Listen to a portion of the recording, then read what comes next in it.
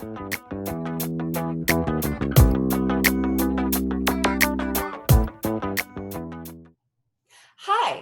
I'm Dawn Montefusco, life coach for writers and creatives, and this is Write Your True Story, how to use your story to grow your business, inspire millions, and leave a legacy. And today, I have one of my favorite people on the show, Shelley Klammer. She is a counselor and an expressive art educator with the International Expressive Arts Therapy Association. Shelley supports people to authentically self-express, release emotional pain, and find inner calm through expressive arts and writing practices. Her e-courses can be found on her online school, expressiveartworkshops.com, and I'll be sure to have all this information on Shelley's page.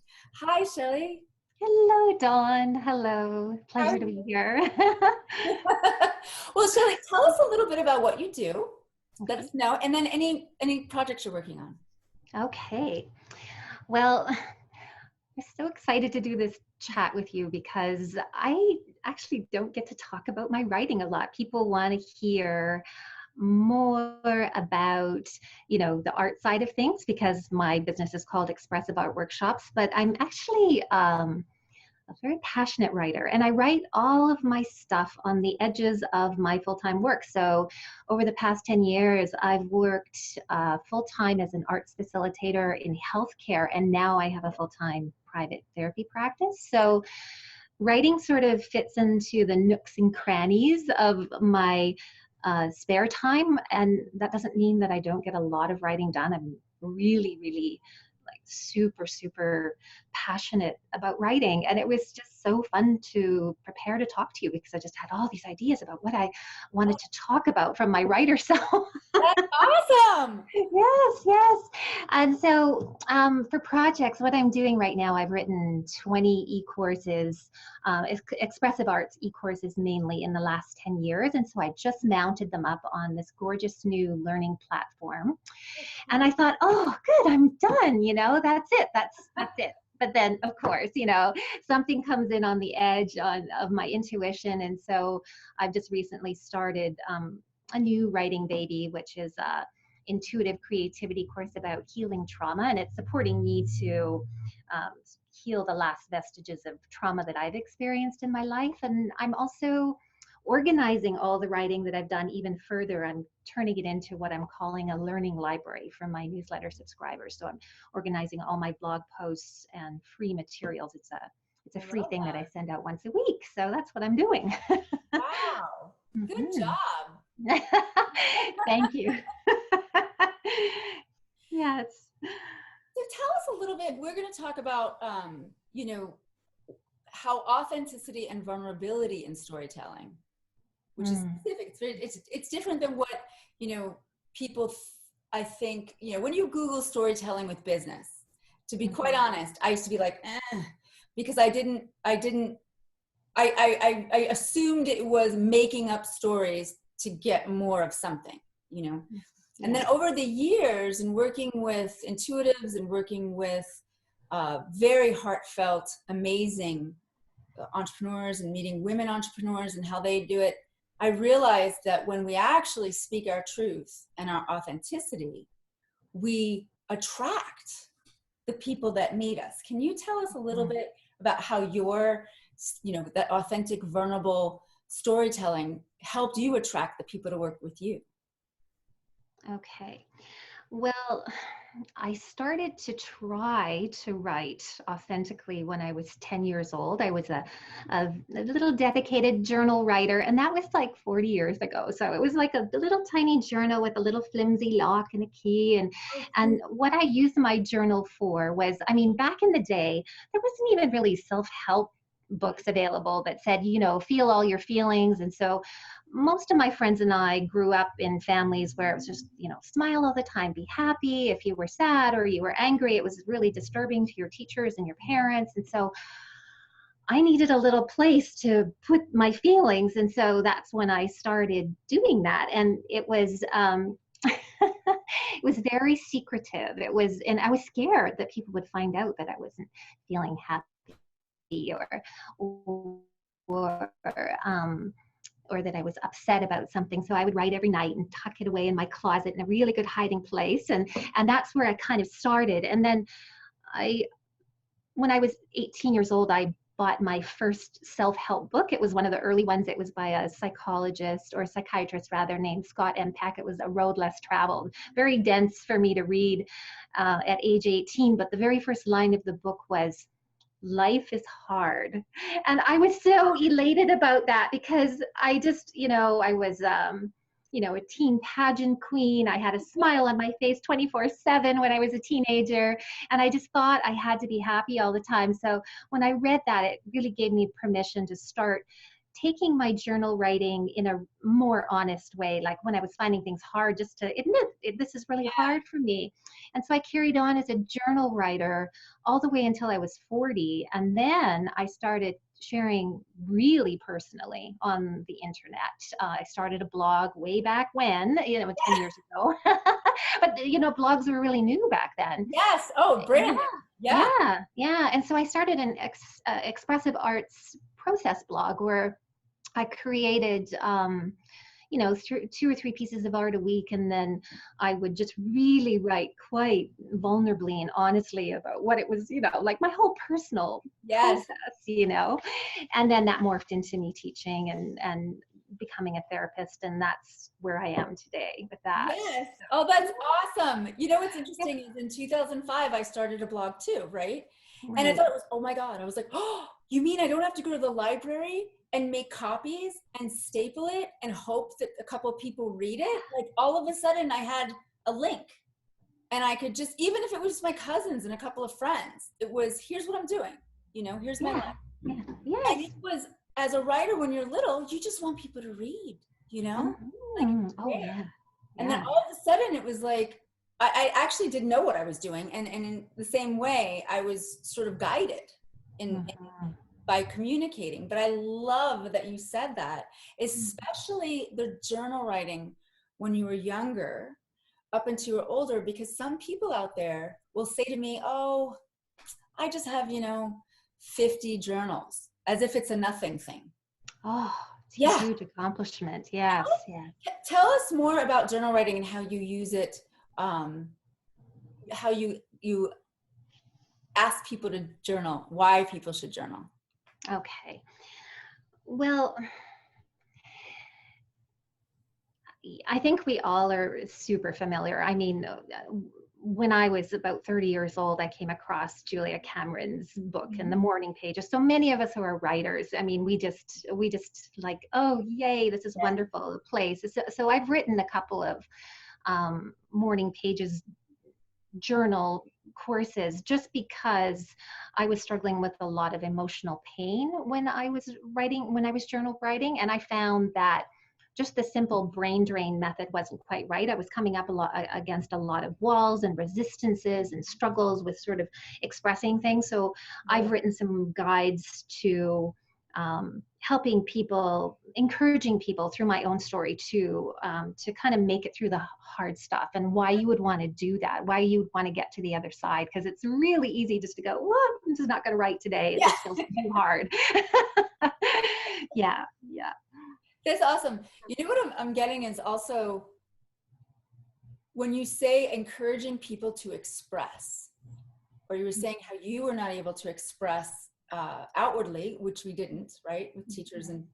And I think that like some of your courses, I'm just going to say this, would be very helpful for people who do want to write about their story in order to attract their tribe and their community, but they need to start slower. So I'm curious, were you ever afraid? Were you ever once going, oh my gosh, here I am diving into this beautiful, career and calling, but I'm a little bit nervous about sharing my story?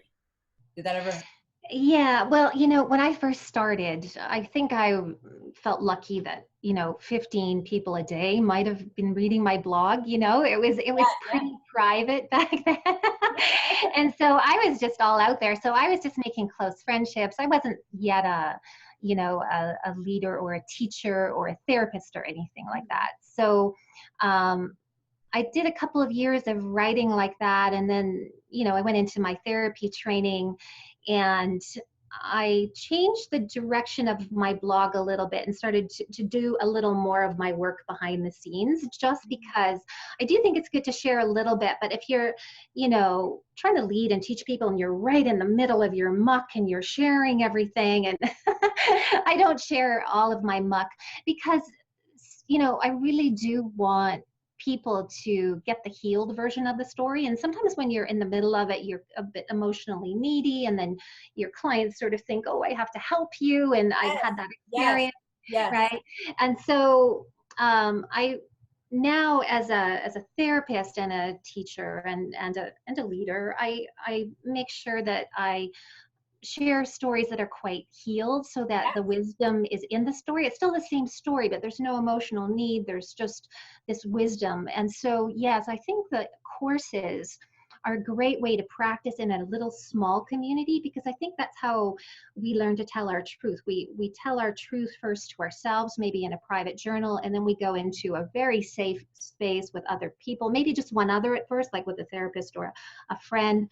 And then we try to take it into a group, and groups are so therapeutic because yes, they are like a microcosm of the macrocosm. And then finally, when we feel strong enough and our stories are healed enough, we can start to share it yes. more in the world. I So love that. that's my thought. You Yeah. really, you really gave a big insight, huge, about sharing after you've healed, Yeah. able to look at it from hindsight. In your experience, working with people who really write their story or get their story out, or they're journaling their story, tell us about that healing process of being able to see the struggle after, through the observer, and how Mhm. that's healing for people. Mhm. Well, one thing I want to say is that, I mean, if we waited until we were totally healed, we'd never do This anything, is true. right? We kind of have to put ourselves out there when we don't feel quite ready. There's always that beautiful line between not quite feeling ready and not feeling so just open and raw and just like, oh my God, that I just overshared Yeah. way too much. So there's kind of when we haven't shared a lot of our inner truth, there's a tendency to overshare at first. I know I sure did. And I wanted to experiment. And I think we just have to find that line. I work with a lot of people who struggle with self-expression. So there's kind of this kind of testing you have to do. Was that way too vulnerable? Oh, okay, I'll try a little less. And today I'm going to push a little bit more and share more of myself, because obviously when we don't share enough of ourselves, we get bored. We we don't like the situation when we're in, when indeed it might just be a problem of us not really sharing who we are with Mm. people. Excellent, excellent Yeah. answer. I love that. Would you be where you are today if you decided to keep all of your stories to yourself? I had such a funny response when I first contemplated this question, because um, w- once I started public writing 10 years ago, I couldn't believe the passion that I had. Like prior to that, art was my main language, just because for one thing, it was a bit more private, like people can, unless you're really good at reading the symbolism of art, you can, yes, most people can't. So you can put out all this honest expression into an art piece or a collage or a painting. And that felt super safe for me. But then there came this time where it's like, no, I need to find a heart language, a language of emotions and a language of the heart. And it has to be verbal. It has to be in words. Oh, yeah. So that's been my passion for the last 10 years, and to the point of almost my family would say like an obsession. Like I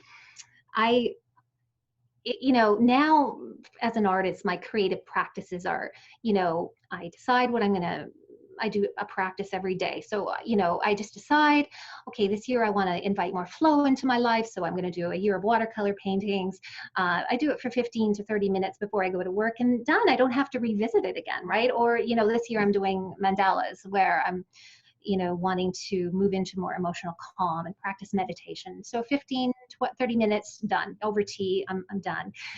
But writing is something that just goes, in my head, and how can I find better language for that? So, I mean, as a writer, I am so intuitive, and my writing doesn't conform to logical standards. Like it just Awesome. comes when it Yeah. comes, and then I just hone the language and try to get it very, very, so it's just the words themselves. I always hope that they'll just sort of pierce someone's heart and open up sort of a healing space within them. So, I can, on a weekend, I can just like all of a sudden 3 hours have gone by and I'm like this over my computer, frozen shoulder, frozen neck. I haven't gone to the bathroom. I'm angry because I'm hungry. I want to keep going. And I'm like, so the funny answer to that question was, if I wasn't, if I hadn't written my truth this last 10 years in this public way that I have, I probably would have got a lot more exercise. That was the answer that came, and it was so funny. I just had this huge laugh. And my favorite form of exercise actually is expressive dancing. And I have two beloved teachers here in the town that I live in. And as I was coming up to the office at 9 this morning to start my day, my one dance teacher is like, "Oh, hello." We had this big hug on the street, and then I turned to go into my office, and there, right behind the glass, is my other dance teacher. And I thought, oh, okay, that's a sign. Yes. I have to do more exercise. That is a sign. I can't sit like this, No. It's not right. Yeah. It's interesting that you should say that. Today on my Facebook Live show, I was talking about how to get out of a slump, and like a really like artistic slump, or it could be anything, but I was focusing on writing. And one, I said to surround yourself with people who are creative and who believe in you more than yourself. If that critic is really happening, But the number two was to move your body. And so like this morning I wound up I pushed everything aside in my living room and I did some expressive dance. And I really got into it, built up a sweat, and I thought, God, I've been running, but I'm like, man, dance just opens things up. Everything. And the brain, just on a physiological level, it actually triggers both sides of the brain more, which is important. I think. It does. It does. Oh, so lovely to share. Yeah, to hear that, because I'm certainly feeling the same way. That January, I was so excited about this course that was channeling through and healing me. And I'm, as I'm doing it, that, I made the choice after my day at work. It's like, oh, I'm just going to go home and write it, and just write it all night, instead of going to my dance class. So yeah, we definitely have to find balance. So yes. Our passions. I really believe that. Yes. So, okay, next question. Why do you think, in your opinion, we gravitate towards people and want to hire people or work with people or be close to people who've overcome a struggle or a hardship and they've talked about it? What is it about that really allows us to trust? Well,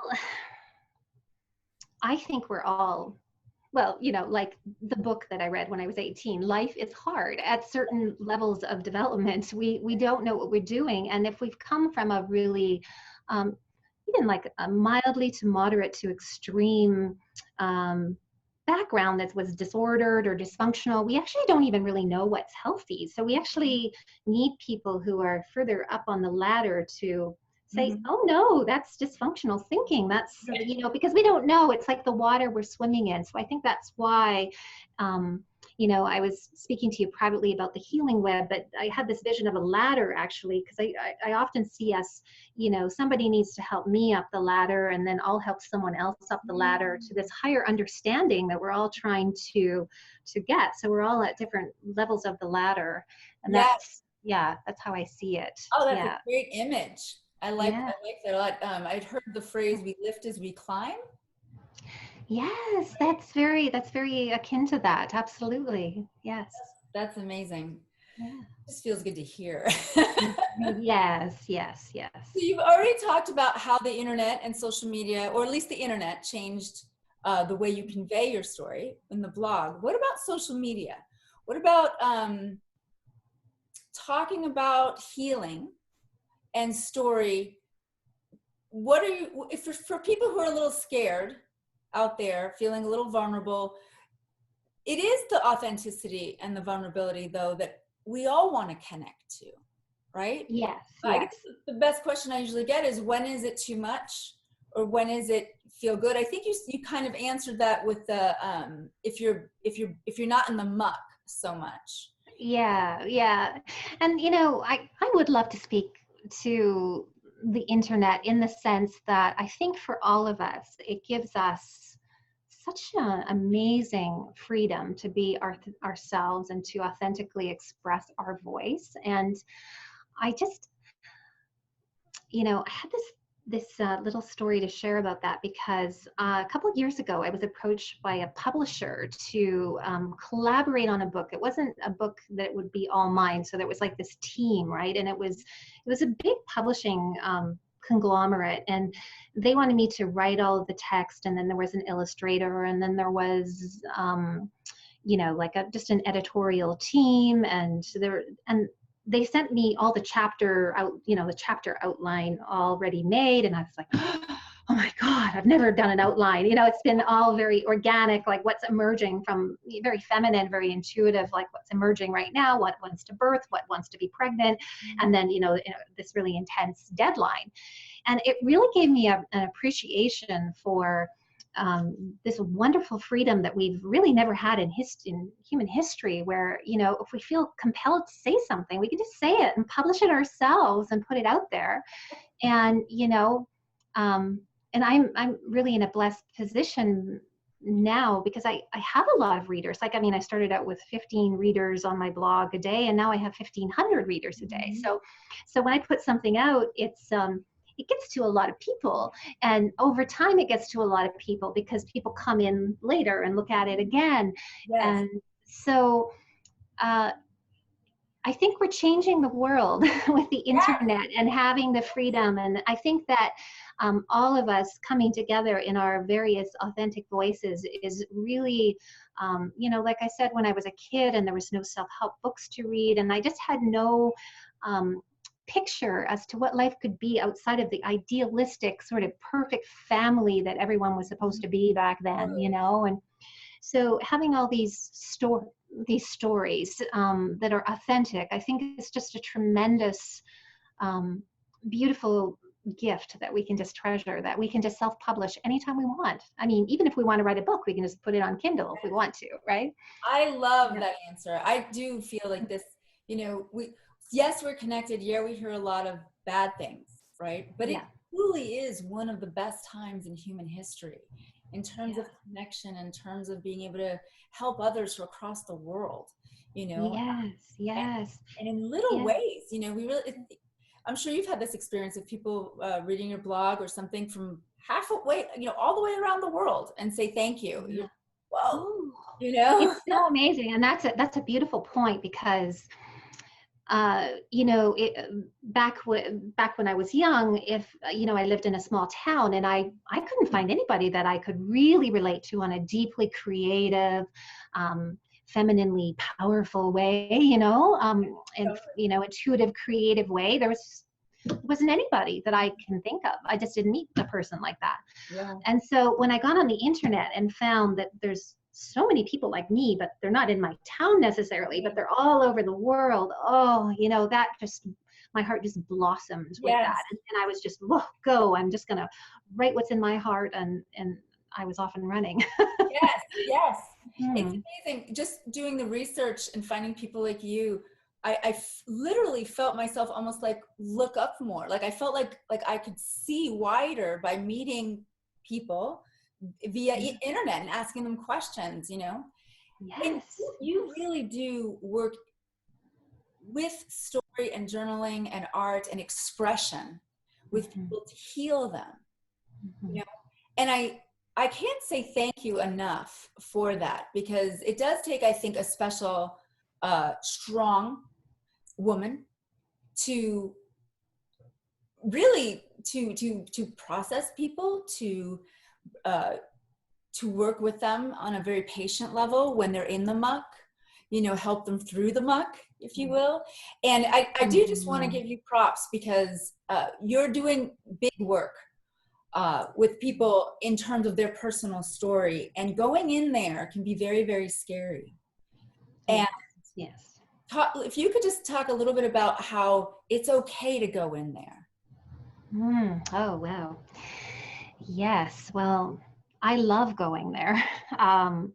my whole life just feels very dedicated to clearly understanding and communicating what um, emotional healing is. And I approach it in a very nurturing way, a very motherly way. That's just my way, a very feminine way. Uh, I just can't even imagine. I don't know, just phrases and thoughts come to my mind, like just little things dropping in all through my life. You know, you're here to love the unlovable. And I think that's a big thing that I look for in therapy, is that, you know, sometimes we have aspects of ourselves that have never been met before. You know, if our parents weren't able to see certain authentic aspects of our being, and I'm not even talking always about darkness, because darkness is really just distorted light, right? It's just distorted because it's in the shadow, and it becomes very twisted. So there's always something good in the shadow. It's just that it hasn't been met yet. It actually hasn't become human yet. It hasn't lived yet. So through so it doesn't have a verbal language, it's hiding. And so oftentimes it comes through the art, through the collages, through the writing, through the spontaneous writing and art. And we can start to, you know, say, oh, who is that? And oftentimes another person might not even know who that is yet. They haven't met them themselves. They just know they have this vague, fuzzy feeling of something in there, but they're not sure what it is. So it's very, very precious work, and it's all light work. It's even though I spend a lot of time in the shadow, I love the shadow because it stretches my heart to love more than I ever thought I could, you know, because everything needs to be loved into the light. Everything needs its time with another human being holding presence to it in love. And I think that's how we grow in community, and that's how we, you know, evolve as a species, really. That's beautiful. Thank you for that. That came to Mm. me, that question just there. Mm. Anything that you would like to say to someone out there who is just really nervous? Any bits of advice for the beginner? You know, say there's a woman out there who's starting her own business. She does have a beautiful story to tell, and she's just nervous about getting started. Yes, yes. I've talked extensively before about just, you know, wanting to kind of, I was just talking to someone about this yesterday. We were both talking about how we wanted to, sometimes we just want to win over our fear. We just want to win. Like, we get tired of our fear crushing us down and keeping us small and protected and safe, right? Right. But sometimes we just have to kind of push through and push over. And I know when I first started my public career on the internet, I was scared all the time, sometimes for days. Like, you know, I'd go in and I'd change my writing and make it really more generic, and then I'd go back and I'd put all the good stuff back in, and it was a real sort of stretching the rubber band of kind of how safe and comfortable I felt versus how much I really needed to tell my truth. And I think we have to kind of do that at first, so we start to get more positive feedback. And this is so nice about the internet, because you can get comments and you can get people saying, oh, that really helped me. And then you go, okay, well, I'm just going to stretch a little bit more to tell my truth, because somebody needs to hear your truth. It might be one person, it might be a million people, but somebody needs to hear it. And if you feel compelled to tell it today, then there is meaning in that. And to follow through on that, it just creates the next step and the next step and the next step and the Oh, next step, right? yes. I love Mhm. that. This is great. I've really enjoyed this. I've really enjoyed all. Is there anything else you would like to tell the audience before we wrap up? Sure, sure. So we had discussed a free Yeah. gift, right? Like a course, and so I've done a webinar walkthrough of my own expressive journals, just as something I've made it through, like we talked about, Yes. a real crisis in self-confidence when I was a younger mom, about getting my work out in the world, and very much on the theme of what we're talking about today. And so anybody who wants to try their hand at really simple, explore, you know, really eloquent, expressive art journaling, this is a story about how I started really struggling to express myself and not being very eloquent about it, and just just keep expressing, and how it helped me through a crisis of self-confidence, really, Mm. about getting my own work out in the world. So it's going to be appropriate based Oh, on what that we're sounds so talking about. great. I can't wait to Yeah. check that out, actually. Yeah. Everyone just go look at Shelley's website and check out all her stuff on YouTube and her videos. It's amazing. Like it's just a great go-to. And I was telling you before we started the interview, and I'll tell everyone else, seriously, when you start listening to Shelley's work and dig into her stuff, I have not bought a journal without lines in a long time, and I'm so excited to get away from the words and just express myself however I want, in shapes and in pictures, in multimedia, because it's so important that we realize that even as writers, we're artists, we're creatives, we're always creatives, right? Yes, yes. And tapping back into that is important. And Shelley's got it going on. So thank you so much for being here today, and I look forward to more and for staying in touch and all that good stuff. Oh, me too, Dawn. It's been a pleasure. Thank you so much. Thanks, Shelley. Bye. Bye.